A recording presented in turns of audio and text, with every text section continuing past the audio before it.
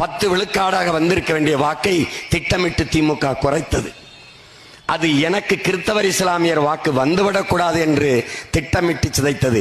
நான் பிஜேபியின் B team என்று வீட்டுக்கு வீடாக பொன் சென்று பரப்பியது. இந்த பொய் பரப்புரையை எண்ணின மக்கள் நம்பினார்கள்.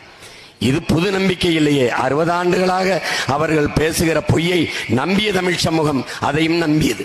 இன்னொன்று, எங்கள் அண்ணன் கமலஹாசன் நான் தான் மாற்று என்று குறுக்க ஓடினார். பிறகு எங்க ஐயா தினகரன் வந்து குக்கரிலே எங்களை வைத்து வேக வைத்தார்.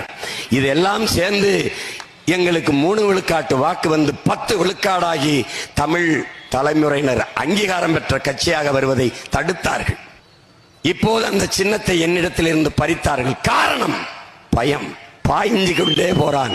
7ஐ 14 ஆக்குவான், 14ஐ 24 ஆக்குவான்.